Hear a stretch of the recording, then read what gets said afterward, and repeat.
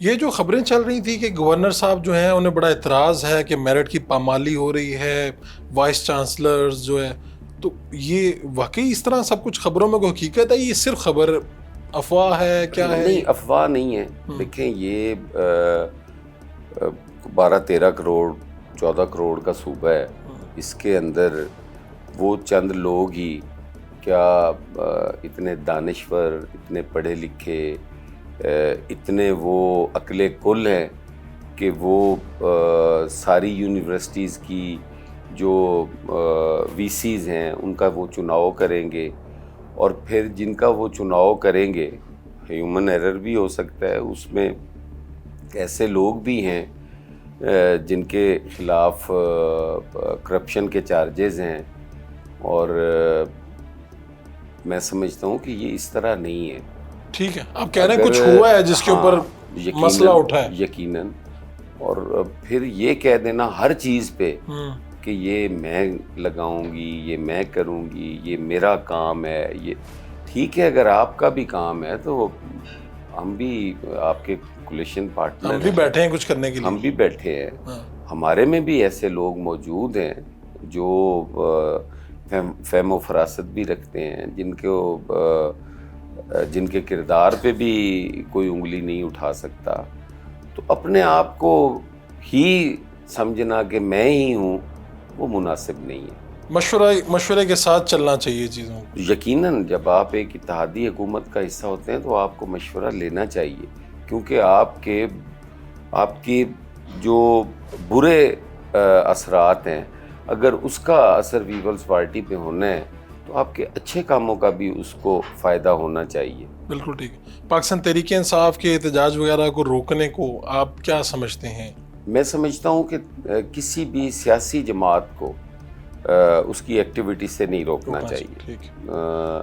ہر آدمی کا بنیادی حق ہے احتجاج کرنا، اور ایک پولیٹیکل ہیلدی ایکٹیویٹی ہو اس کو نہیں روکنا چاہیے.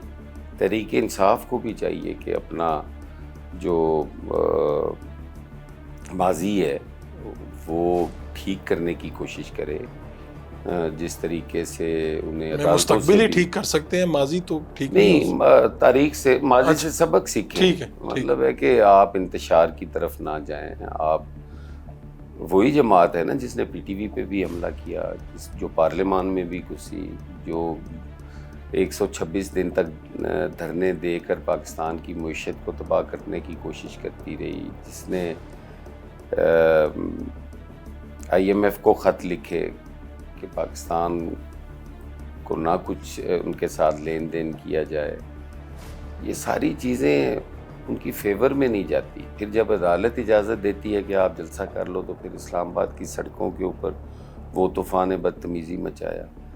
پھر 9 مئی، مجھے یہ نہیں، میں اس حوالے سے قطعاً نہیں کہتا کہ ان کا ایک ادارے کے ساتھ جھگڑا ہو گیا یا انہوں نے وہ کر لیا، لیکن آپ دیکھیں اس سے امن و امان، اس سے عام آدمی، اس نے کتنا سفر کیا. چھوڑ دیں چلیں. تو آپ کہہ رہے ہیں کہ عوام ڈسٹرب نہ ہو. عوام، میں بھی تو ٹیکس پیئر ہوں نا.